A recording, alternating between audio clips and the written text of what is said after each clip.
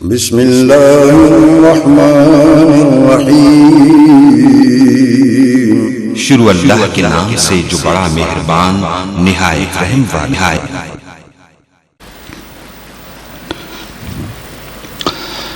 ان الحمد للہ نحمده ونستعینه ونستغفره ونعوذ باللہ من شرور انفسنا ومن سیئات اعمالنا، من يهده الله فلا مضل له ومن يضلله فلا هادي له، ونشهد ان لا اله الا الله وحده لا شريك له، ونشهد ان محمدا عبده ورسوله صلی اللہ علیہ وسلم۔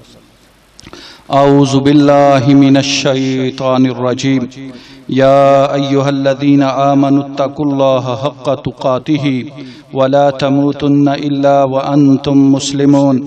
یا ایہا الناس اتقوا ربکم الذی خلقکم من نفس واحدہ وخلق منها زوجها وبث منهما رجالا كثيرا ونساء واتقوا الله الذي تساءلون به والأرحام إن الله كان عليكم رقيبا۔ يا أيها الذين آمنوا اتقوا الله وقولوا قولا سديدا يصلح لكم أعمالكم ويغفر لكم ذنوبكم ومن يطع الله ورسوله فقد فاز فوزا عظيما۔ أما بعد فإن خير الحديث كتاب الله وخير الهدي هدي محمد صلى الله عليه وسلم وشر الأمور محدثاتها وكل محدثة بدعة وكل بدعة ضلالة وكل ضلالة في النار، فأعوذ بالله من الشيطان الرجيم۔ بسم الله الرحمن الرحيم۔ قل هو الله أحد الله الصمد لم يلد ولم يولد ولم يكن له كفوا أحد۔ محترم بھائیو، بزرگوں، دوستوں، معززات، ماؤں، بہنوں اور بیٹیوں، حضرت بلال رضی اللہ تعالی عنہ بڑے ہی عظیم صحابی رسول ہیں صلی اللہ علیہ وسلم۔ ان کی بڑی قربانیاں ہیں، اگرچہ وہ حبشی نسل تھے، غلام تھے، پیدا تو وہ مکہ میں ہوئے تھے، لیکن حبشی تھے، عربی نہیں تھے، رنگ بھی ان کا سفید نہیں تھا، اور غربت بھی تھی اس معاشرے میں، ان کا کوئی اتنا مقام بھی نہیں تھا، لیکن ایک چیز جو اللہ تعالیٰ نے انہیں عطا کر دی، جو ساری چیزوں پر حاوی ہو گئی، وہ تھا ان کا جلد اسلام قبول کرنا۔ وہ ان چند لوگوں میں سے تھے جنہوں نے اوائل اسلام میں ہی اسلام قبول کر لیا۔ تو جب اتنی بڑی قربانی انہوں نے دی، حالانکہ وہ نبی کریم صلی اللہ علیہ وسلم کے رشتہ دار بھی نہیں تھے، اس علاقے کے رہنے والے بھی نہیں تھے، نسل بھی عربی نہیں تھے، لیکن کچھ لوگ ایسے ہوتے ہیں جنہیں اللہ تعالیٰ نے منتخب کرنا ہوتا ہے۔ حضرت بلال رضی اللہ تعالی عنہ بھی انہی لوگوں میں شامل تھے۔ یہاں ان کی خوبیاں تو بہت ہیں، ان پر تو تفصیل سے جمعہ پڑھایا جا سکتا ہے، خطاب کیا جا سکتا ہے، لیکن سر دست جو میں ان کی بات آپ کے سامنے رکھنا چاہتا ہوں، جو میرے موضوع سے مطابقت رکھتی ہے، کہ ان کی جو قربانیاں ہیں وہ توحید کے لیے بڑی شاندار ہیں، ناقابل فراموش ہیں۔ اسی لیے نبی کریم صلی اللہ علیہ وسلم نے انہیں اسلام کے پہلے مؤذن کا ہونے کا شرف عطا کیا۔ وہ مؤذن رسول ہیں، وہ اسلام کے پہلے مؤذن ہیں۔ نبی کریم صلی اللہ علیہ وسلم نے دنیا میں شرف دیا، اللہ تعالیٰ نے آخرت میں شرف دیا۔ جنت تو ملنی ہی ملنی ہے۔ اللہ تعالیٰ نے معراج کے موقع پر نبی کریم صلی اللہ علیہ وسلم کے آگے آگے ان کو چلا کر دکھا دیا، دنیا کو بتا دیا کہ جو اسلام کے لیے، اللہ کے لیے، نبی کریم صلی اللہ علیہ وسلم کے مشن کے لیے اپنا تن من دھن قربان کرتا ہے، ہم انہیں دنیا میں بھی عزت دیتے ہیں، ہم انہیں آخرت میں بھی عزت دیتے ہیں۔ یہ بلال ہے، مکہ کی گرمی مشہور ہے، صحرا ہے، تپتی ریت ہے، اس تپتی ریت پر بلال کو لٹا دیا جاتا ہے۔ آپ پر ابو جہل ظلم کرتا ہے، آپ کو لٹا دیا جاتا ہے۔ عین دوپہر کے وقت گرم ریت پر آپ کو لٹایا جاتا ہے، آپ کے سینہ مبارک پر بھاری پتھر رکھ دیا جاتا ہے، اور جو اوباش نوجوان ہیں وہ ارد گرد کھڑے ہو کر تماشا دیکھتے ہیں، ان کو لیڈ کرتا ہے ابو جہل۔ لیکن اتنا ظلم سہنے کے باوجود حضرت بلال کیا کہتے ہیں؟ حضرت بلال کہتے ہیں احد احد احد۔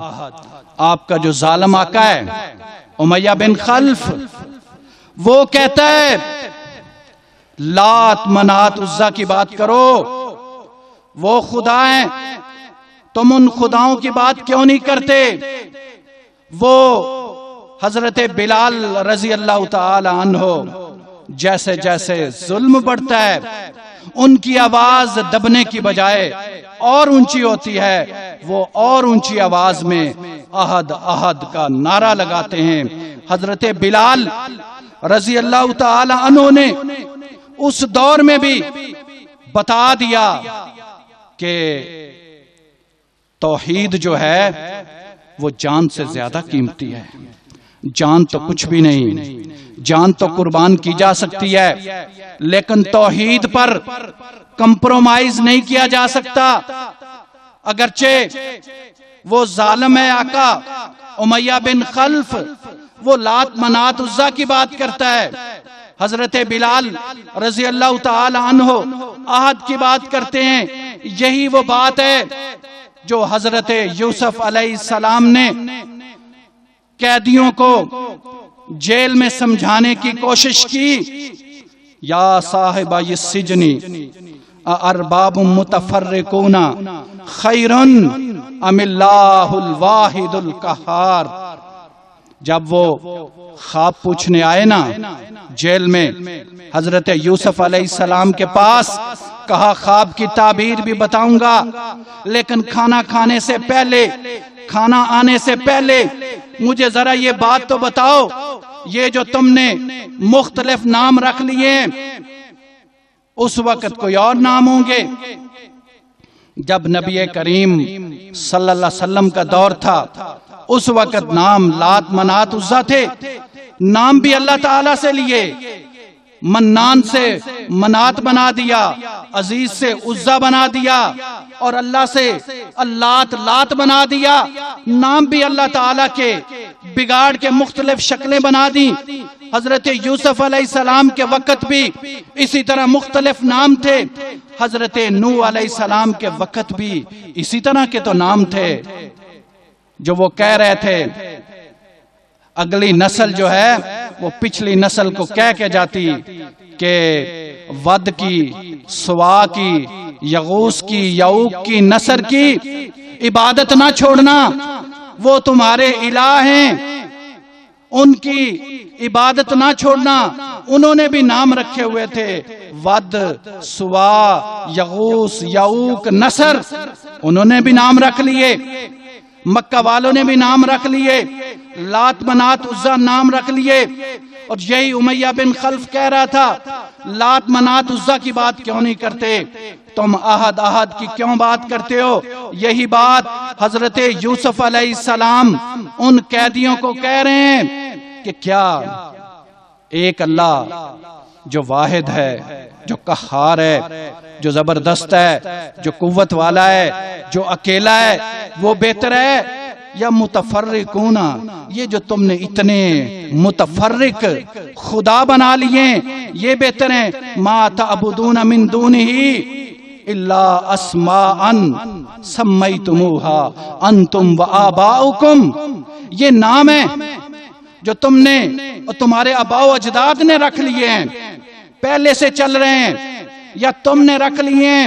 ما انزل اللہ بہا من سلطان، اللہ تعالیٰ نے تو آسمانوں سے ان کے بارے میں کوئی دلیل ہی نہیں اتاری. اللہ تعالیٰ نے تو اس طرح کا تذکرہ ہی کوئی نہیں کیا.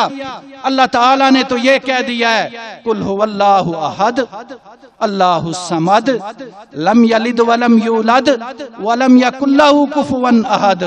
اللہ ایک ہے. اللہ تعالیٰ نے تو کہہ دیا ہے وہ اکیلا ہے، وہ تن تنہا ہے، وہ اکیلا ساری کائنات کو بنانے والا، ساری کائنات کو رزق دینے والا، ساری کائنات کو چلانے والا، وہ ایک اکیلا ہے. اس نے اپنا کوئی ساتھی نہیں بنایا، اس نے اپنا کوئی ساجی نہیں بنایا، اس نے اپنا کوئی شریک نہیں بنایا، اس نے کوئی لوگ بنائے ہی نہیں، اس نے لوگوں کو کوئی نام دیا ہی نہیں. ما انزل اللہ بہا من سلطان، اللہ تعالیٰ نے تو کوئی دلیل اتاری نہیں. الا اسماء، یہ نام ہے سمیتموها انتم و آباؤکم، جو نام رکھ لیے تم نے، تمہارے آباء و اجداد نے. حضرت یوسف علیہ السلام ان کو سمجھا رہے ہیں ان الحکم الا للہ، حکم صرف اللہ کا چلے گا. اللہ تعالی حاکم ہے، اللہ تعالی کا نظام چلے گا. مجھے تو یہی حکم دیا گیا ہے. اور ذالک الدین القیم، یہ سیدھا دین ہے، یہ سچا دین ہے، یہ بہترین دین ہے، یہ سیدھا راستہ ہے، یہ اعلیٰ راستہ ہے، یہ راستہ کامیابی کی طرف جاتا ہے، یہ راستہ جنت کی طرف جاتا ہے.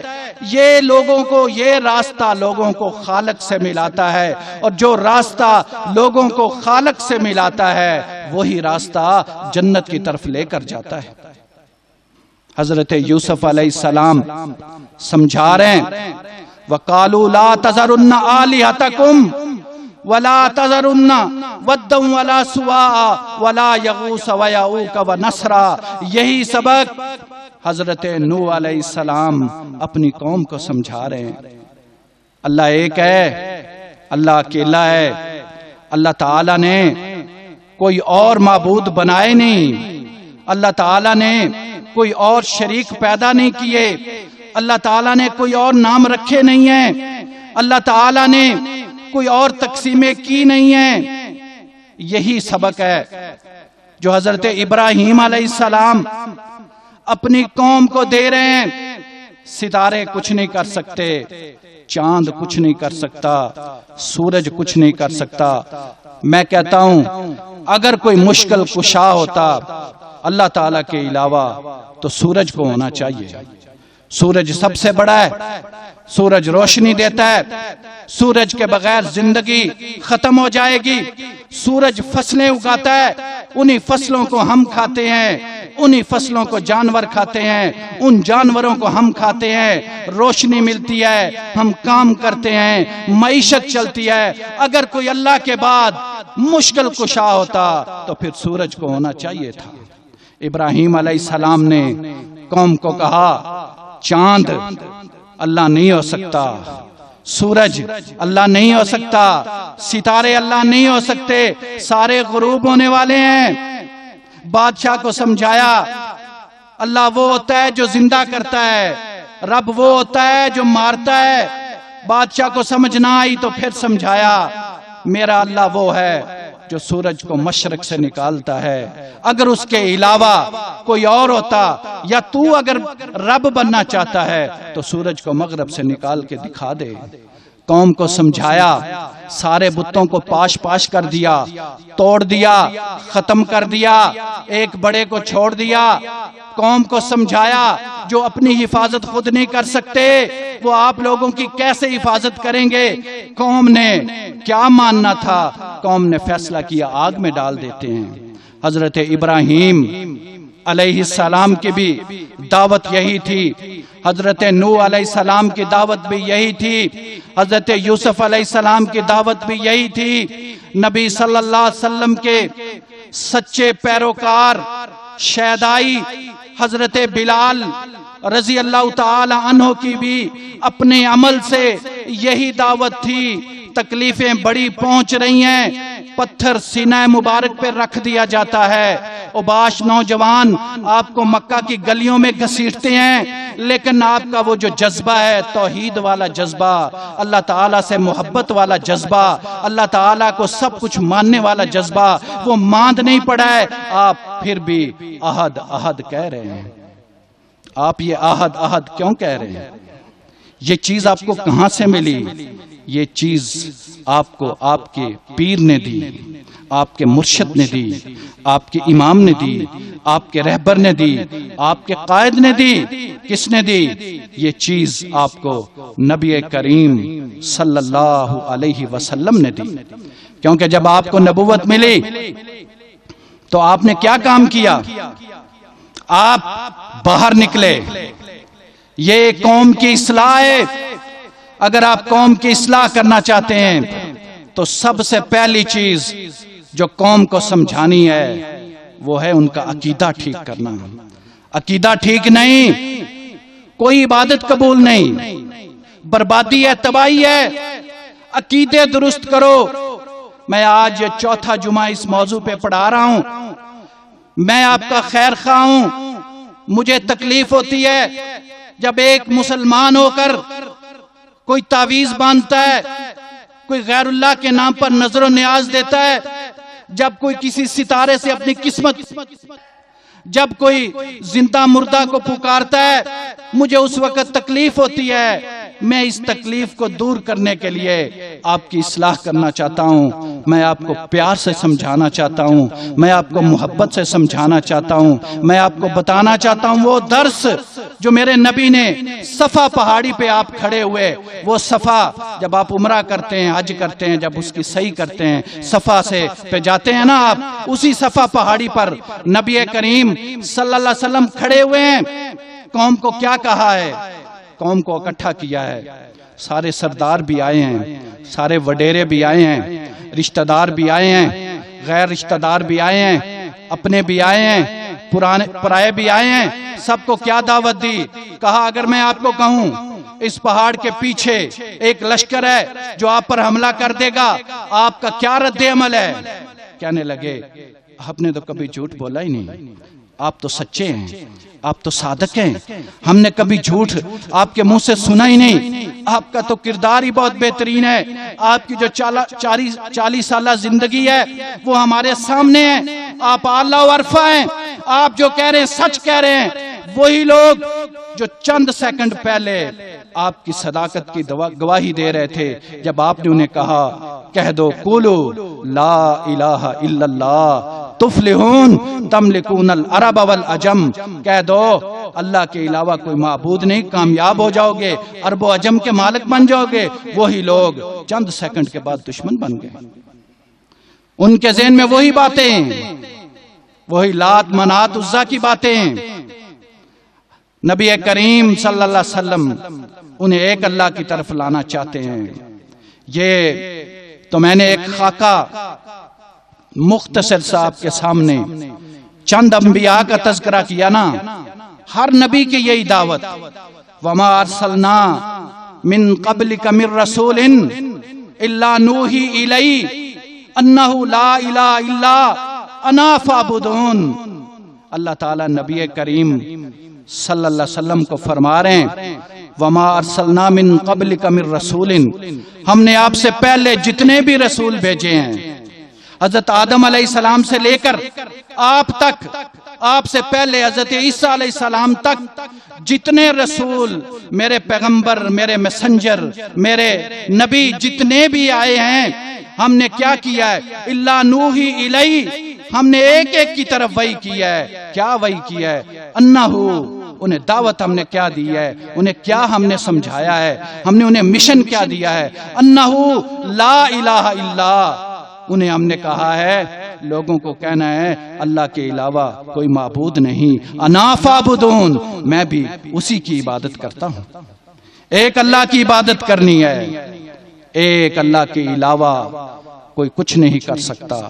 ہر نبی کی دعوت، ہر رسول کی دعوت، ہر مصلح کی دعوت، ہر اصلاح کرنے والے کی دعوت وہ ایک ہی تھی، بنیادی نقطہ ایک تھا، لا الہ الا اللہ والا کلمہ ایک رہا، آگے والا کلمہ تبدیل ہوتا رہا، وہ ہر پیغمبر کے ساتھ تبدیل ہوتا رہا۔ محمد الرسول اللہ، نبی صلی اللہ علیہ وسلم کا وقت آیا تو وہ محمد الرسول اللہ بن گیا، لا الہ الا اللہ وہ ایک رہا، وہ مستقل جملہ رہا، کیونکہ ہر نبی کی دعوت کیا تھی کہ کہنا ہے انہو لا الہ انا فعبدون الا انا فعبدون، اللہ ایک ہے، اسی کی عبادت کرنی ہے۔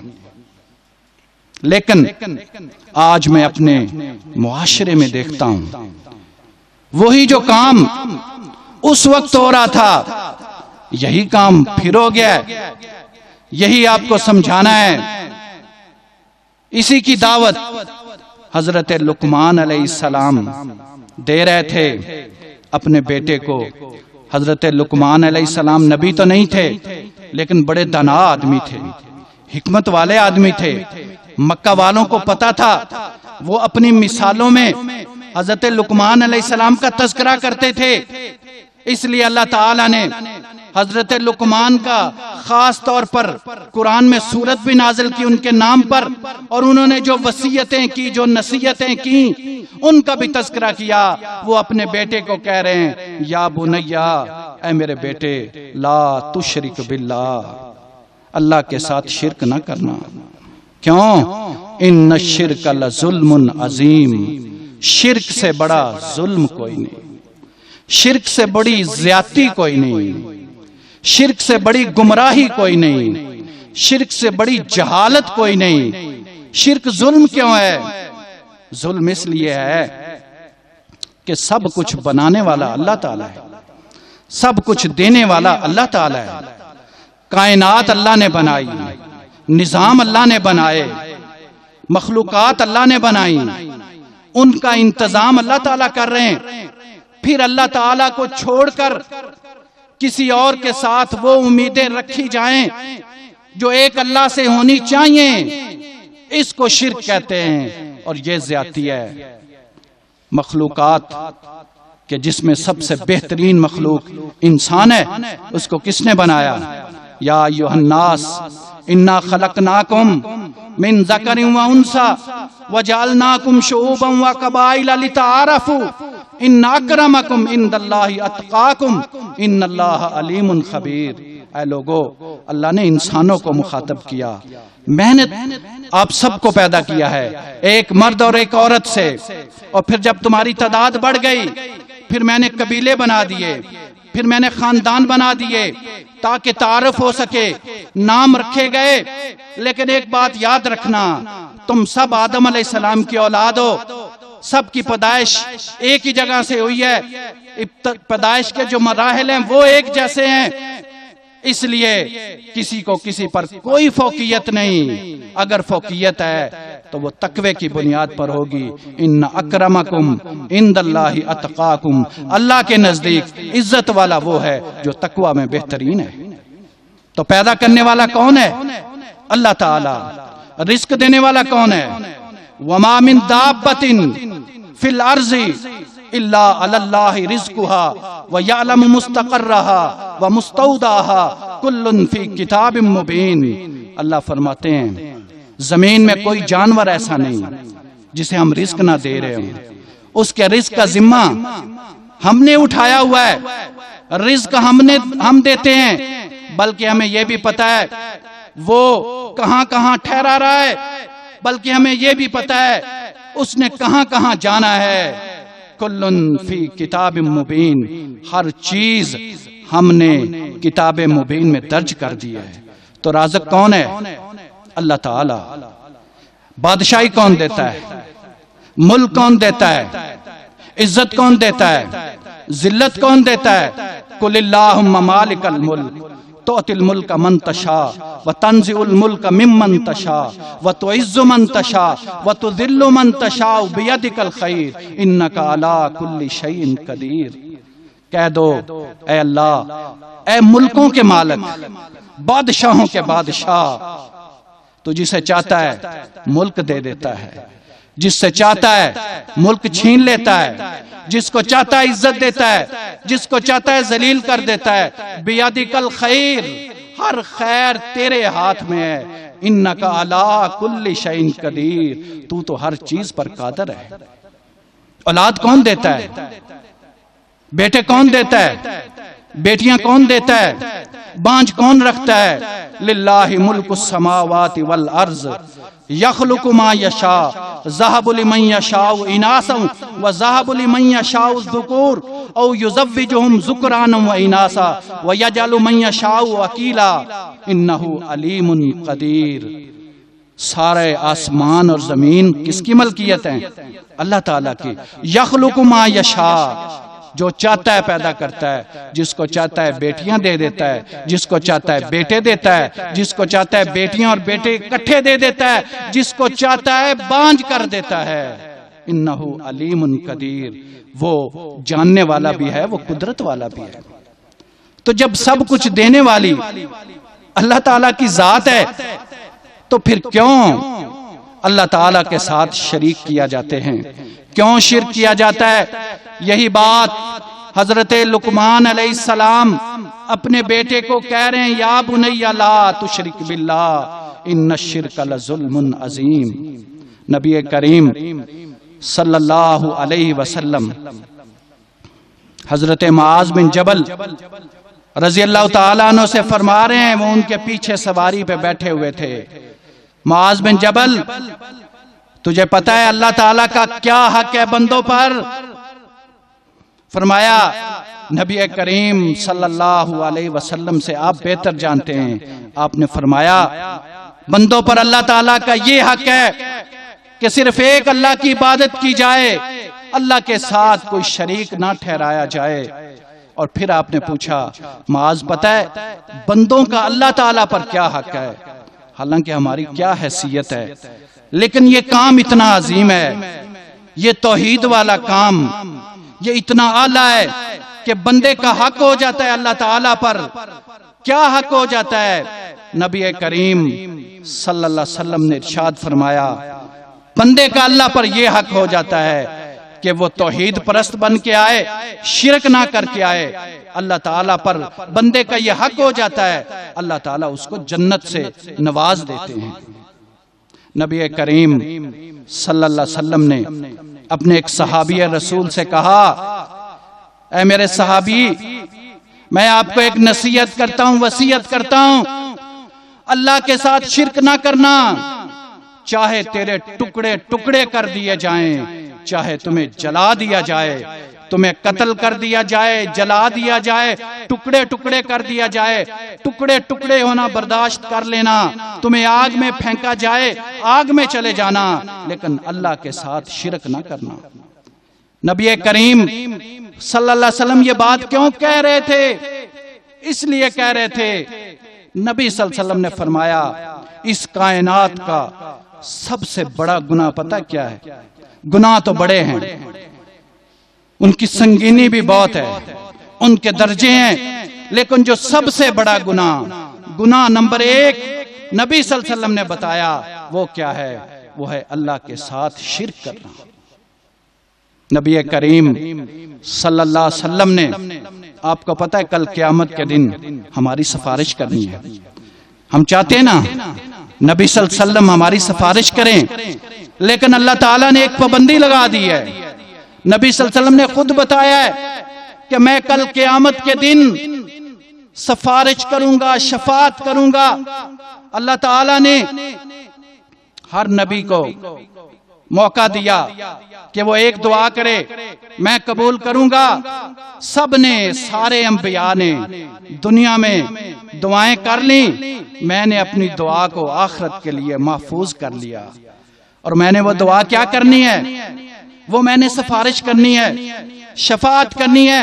لیکن آپ نے فرمایا میری جو سفارش ہے نا وہ اس بندے کے لیے قبول نہیں ہوگی جو شرک کر کے آئے گا۔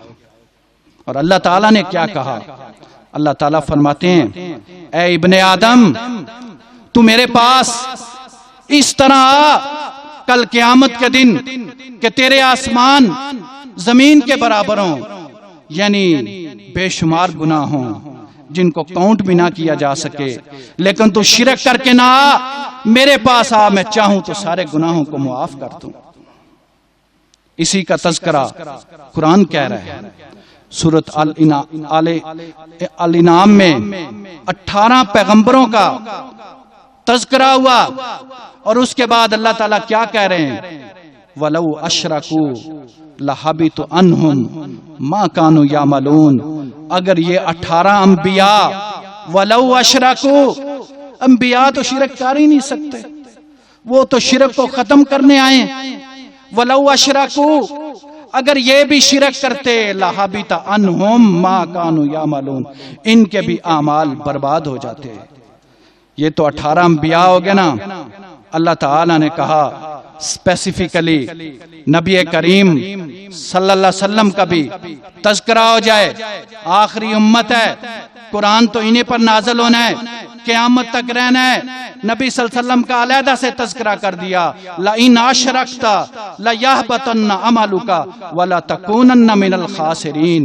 اے نبی صلی اللہ علیہ وسلم، اگر آپ بھی شرک کرتے، آپ کے بھی سارے اعمال ضائع ہو جاتے اور آپ خسارہ اٹھانے والوں میں سے ہو جاتے۔ ان اللہ لا یغفر ان یشرک بہ ویغفر ما دون ذلک لمن یشاء ومن یشرک باللہ فقد ضل ضلالا بعیدا۔ جو شرک کرے گا اللہ تعالی، ان اللہ لا یغفر، اللہ تعالی چاہے گا جس کے جو گناہ معاف کرنا چاہے گا کر دے گا، سوائے شرک کے، کیونکہ وَمَن یشرک باللہ فقد ضل ضلالا بعیدا۔ جس نے شرک کیا وہ بہت گمراہی میں چلا گیا، اور گمراہی میں بہت ہی آگے نکل گیا۔ انہ من یشرک باللہ فقد حرم اللہ علیہ الجنہ ومأواہ النار وما للظالمین من انصار۔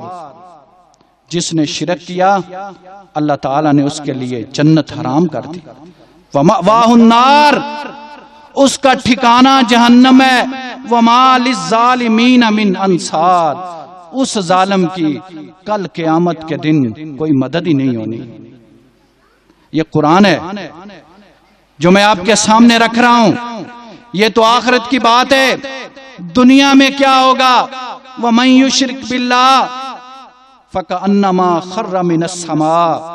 اللہ فرماتے ہیں جو شرک کرتا ہے نا، ہم اسے آسمان سے نیچے پھینک دیتے ہیں۔ جب وہ توحید پہ ہوتا ہے نا، بلندی پہ ہوتا ہے، وہ آسمان پہ ہوتا ہے، وہ اونچا ہوتا ہے، عزت والا ہوتا ہے۔ لیکن جب وہ شرک کر لیتا ہے نا، پھر ہم کیا کرتے ہیں؟ اسے آسمان سے نیچے پھینک دیتے ہیں۔ اب یا تو اس کو پرندے کھا جاتے ہیں، یا ہوا اسے کہیں دور پھینک دیتی ہے، اس کا کوئی پرسان حال نہیں ہوتا، اس کو کوئی پوچھنے والا نہیں ہوتا، وہ پھر در در کی ٹھوکریں کھاتا ہے۔ جب اللہ کو چھوڑ دو گے پھر پریشان رہو گے، پھر تمہیں پتہ نہیں چلے گا۔ یہ وہ سبق ہے جو حضرت لقمان علیہ السلام اپنے بیٹے کو دینا چاہتے ہیں کہ یا بنیا لا تشرک باللہ ان الشرک لظلم عظیم۔ کتنا بڑا ظلم ہے، جنت حرام ہو جاتی ہے، کتنا بڑا ظلم ہے. نبی کریم صلی اللہ علیہ وسلم کی معروم ہو جاتا ہے. کتنا بڑا ظلم ہے. اللہ تعالیٰ نے اگر وہ معافی دنیا میں نہیں مانگ کے گیا, اللہ تعالیٰ نے خود سے معافی نہیں کرنا. کتنا بڑا ظلم ہے, سب سے بڑا گناہ ہے. اسی کے لیے نبی صلی اللہ علیہ وسلم کہہ رہے ہیں کہ شرک نہیں کرنا, چاہے تمہارے ٹکڑے ٹکڑے کر دیے جائیں, چاہے تمہیں آگ میں جلا دیا جائے. لیکن آج ہم اپنے معاشرے کو دیکھتے ہیں, یہی چیزیں ہمارے اندر پھر آ گئی ہیں. تعویذ تو باندھ رہا ہے, بازو کے ساتھ باندھ رہا ہے, پاؤں کے ساتھ باندھ رہا ہے. تمہارا کیا ذہن ہے؟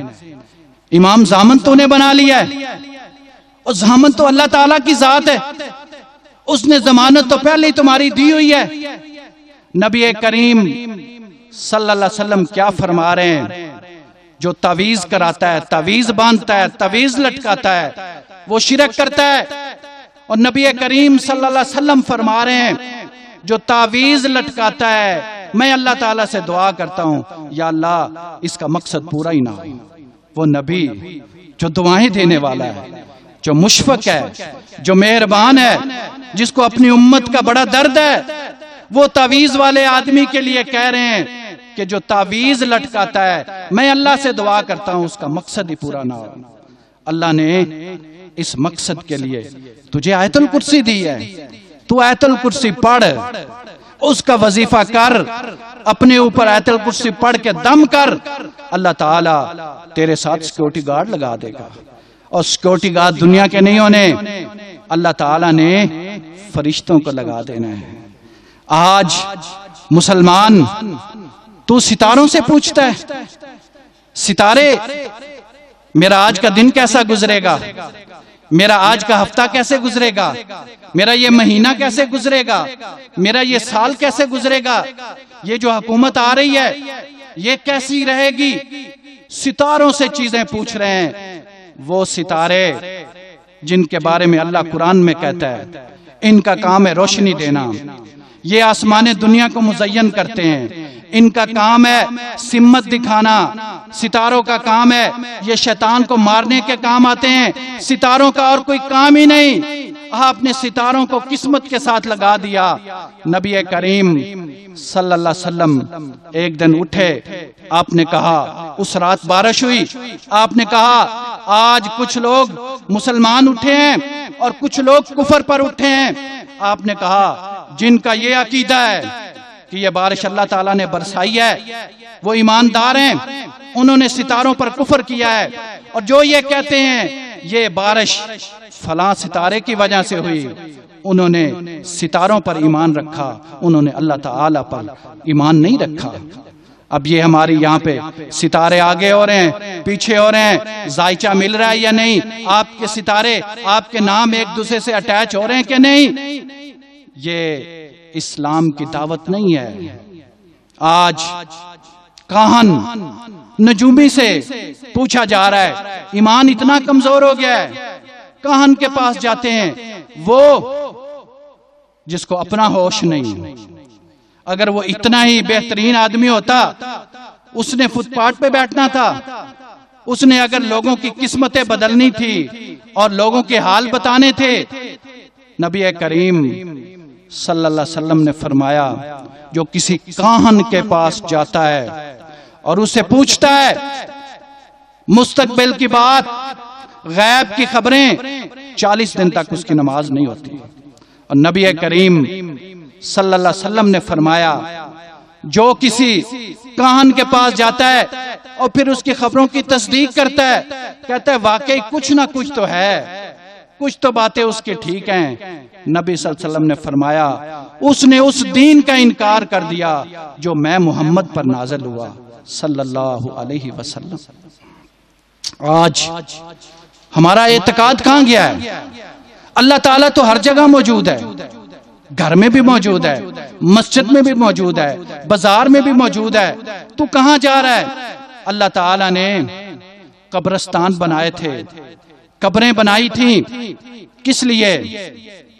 نبی صلی اللہ علیہ وسلم نے فرمایا میں نے آپ کو پہلے روکا تھا قبرستان نہ جایا کرو, اب قبرستان جایا کرو. لیکن کس مقصد کے لیے؟ ایک تو آپ کو آخرت یاد آئے، اور دوسرا جو فوت ہو گئے ان کے لیے دعا کرنی ہے، ان سے دعا نہیں لینی، ان کے لیے دعا کرنی ہے۔ وہ تمہارے محتاج ہیں، دنیا سے چلے گئے، وہ تمہاری دعاؤں کے محتاج ہیں، تم ان کی دعاؤں کے محتاج نہیں۔ اس لیے نبی کریم صلی اللہ علیہ وسلم نے فرمایا لعنت ہو یہود و نصارہ پر، انہوں نے اپنے انبیاء کی جو قبریں ہیں ان کو مسجد بنا لیا، سجدہ گاہ بنا لیا۔ قبرستان کا، قبروں کا مسجد کے ساتھ کوئی تعلق نہیں۔ جہاں قبر ہوگی وہاں مسجد نہیں ہوگی، کیونکہ نبی کریم صلی اللہ علیہ وسلم نے فرمایا اپنے گھروں کو قبرستان نہ بناؤ، اپنے گھروں میں نماز پڑھا کرو، نفلی نماز گھر میں پڑھو۔ نبی صلی اللہ علیہ وسلم نے فرمایا اپنے گھروں کو قبرستان نہ بناؤ، وہاں تلاوت کیا کرو، اور جب کوئی سورت بقرہ کی تلاوت اپنے گھر میں کرتا ہے وہاں سے شیطان بھاگ جاتا ہے۔ یعنی جو قبرستان ہے نہ وہاں سجدہ ہو سکتا ہے، نہ وہاں مسجد ہو سکتی ہے، نہ وہاں نماز ہو سکتی، نہ وہاں تلاوت ہو سکتی ہے۔ تلاوت اور سجدے کا تعلق گھروں سے ہے۔ جو قبرستان میں چلے گئے وہ تو اس دنیا سے چلے گئے۔ دین اسلام کا قبرستان کے ساتھ کیا تعلق ہے؟ اس اللہ تعالیٰ کو چھوڑ کر جو زندہ جاوید ہے، ہر وقت موجود ہے، ہر جگہ پر موجود ہے، ہر ایک کی سنتا ہے، اس اللہ تعالیٰ کو چھوڑ کر آپ کہاں جا رہے ہو؟ اور پھر آپ اس اللہ کو چھوڑ کر نظر و نیاز غیر اللہ کے نام پر دیے جا رہے ہیں۔ اللہ تعالیٰ تو ہر جگہ موجود ہے اور سال کے ہر دن میں موجود ہے۔ آپ جب چاہیں نظر و نیاز کر سکتے ہیں، لیکن اس اللہ کو چھوڑ کر کسی اور کے نام کی نظر دینا، یہی تو شرک ہے، یہی تو حرام ہے، یہی تو نبی صلی اللہ علیہ وسلم نے منع فرمایا ہے۔ نظر و نیاز اللہ کے لیے قل ان صلاتی و نسکی و محیای و مماتی للہ رب العالمین۔ انسان کی سب سے جو قیمتی چیز ہے نا وہ اس کی جان ہے۔ جب جان اللہ کے لیے ہے تو قربانی تو پھر ہونی اللہ کے لیے چاہیے۔ میری قربانی، میری نماز، میرا جینا، میرا مرنا کس کے لیے ہونا چاہیے؟ اللہ تعالیٰ کے لیے۔ نبی کریم صلی اللہ علیہ وسلم نے فرمایا جو غیر اللہ کے نام پر نظر و نیاز دیتا ہے اللہ تعالیٰ اس پر لعنت کرتے ہیں۔ انما حرم علیکم المیتۃ والدم ولحم الخنزیر وما اہل بہ لغیر اللہ۔ اللہ تعالیٰ نے جو چند چیزیں حرام کی ہیں نا ان میں مردار ہے، خون ہے، سور کا گوشت ہے، اور غیر اللہ کے نام پر جو نظر و نیاز دی جائے وہ ہے۔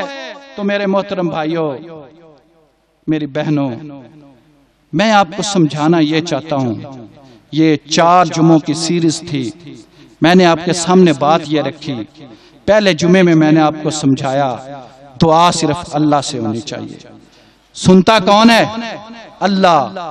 دوسرے جمعے میں نے آپ کو بتایا صرف اللہ ہی سنتا ہے اور کوئی سن ہی نہیں سکتا۔ زندہ سن لیتے ہیں، مردہ سن ہی نہیں سکتے، اور اگر زندہ سن لیں ان کے پاس اتنے اختیارات ہی نہیں ہیں وہ آپ کی مرادیں پوری کریں۔ تیسرے خطبہ جمعہ میں نے آپ کو سمجھانے کی یہ کوشش کی اللہ تعالیٰ سب کچھ کر سکتا ہے، اس کے لیے کسی سبب کی ضرورت نہیں۔ اور آج میں نے سمجھانے کی یہ کوشش کی ہے کہ اللہ کے علاوہ جو کام اللہ کر سکتا ہے اگر آپ کسی اور میں وہ تلاش کر رہے ہیں تو وہ شرک ہے، اور ان الشرک لظلم عظیم، شرک سے بڑا ظلم کوئی نہیں۔ انشاءاللہ یہ موضوع بڑا طویل ہے، ہم اس کو ٹچ کرتے رہیں گے، لیکن جو اگلا جمعہ ہے 14 اگست پہ آ رہا ہے تو انشاءاللہ ملک پاکستان کی بات کریں گے، اور اس کے بعد ربیع الاول کا مہینہ سٹارٹ ہو جائے گا تو اس میں سیرت النبی کی بات کریں گے۔ وآخر دعوانا ان الحمدللہ رب العالمین۔